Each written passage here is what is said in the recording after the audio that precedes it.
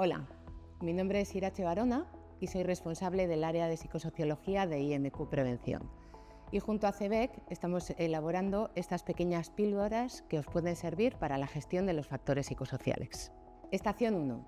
El punto de partida. 30 años de evaluación de factores psicosociales. Hace más de 30 años, las empresas recibieron una responsabilidad clara: garantizar la seguridad en el trabajo. Y esto incluía la salud psicosocial, que es la gestión adecuada de los factores psicosociales. No importa el sector ni el tamaño de las empresas, todas tienen esta obligación.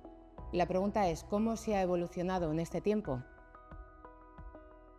Recordemos que los factores psicosociales siempre están presentes en los puestos de trabajo y que cuando estos factores psicosociales están mal diseñados o están desequilibrados, se convierten en factores de riesgo psicosocial. Es decir, un factor psicosocial sería, por ejemplo, la carga de trabajo, y en el caso de que ésta sea muy alta o muy baja, puede afectar a la salud de las personas. Por tanto, se convierte en un factor de riesgo psicosocial. Otros ejemplos los tenemos en la falta de control sobre la tarea, el desequilibrio entre el esfuerzo y recompensa, la escasa comunicación o la presión del tiempo y los plazos poco realistas, pero también pueden serlo las relaciones interpersonales y el liderazgo, que juegan un papel clave ya que pueden generar o mitigar estos factores de riesgo.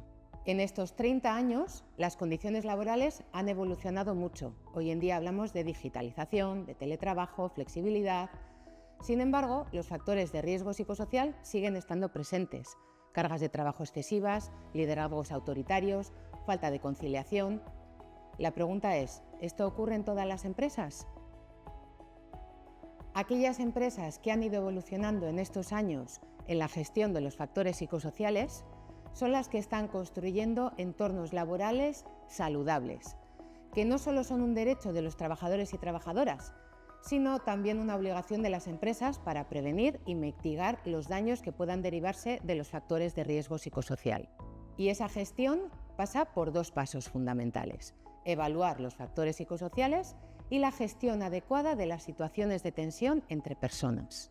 La evaluación debe entenderse no como un trámite burocrático, sino como el primer paso para detectar problemas, implementar soluciones efectivas y garantizar un ambiente laboral que proteja la salud y el bienestar de las personas, al mismo tiempo que se contribuye a la sostenibilidad social y mejora de la gobernanza empresarial, reduciendo el absentismo, aumentando la productividad y fortaleciendo el compromiso y la retención del talento. La gestión de las situaciones de tensión es la actuación por parte de la empresa en el momento en el que se tiene conocimiento de una situación que afecta a la relación entre personas y que se recoge en un protocolo de actuación con personas designadas y formadas para la actuación temprana en estas situaciones. Cuando una empresa no gestiona correctamente estos factores, las consecuencias pueden ser graves: estrés crónico, conflictos internos, menos rendimiento y una cultura organizativa deteriorada. Actuar no es opcional, es una necesidad para el presente y el futuro de cualquier organización. Empezamos nuestro recorrido hacia un entorno laboral más saludable.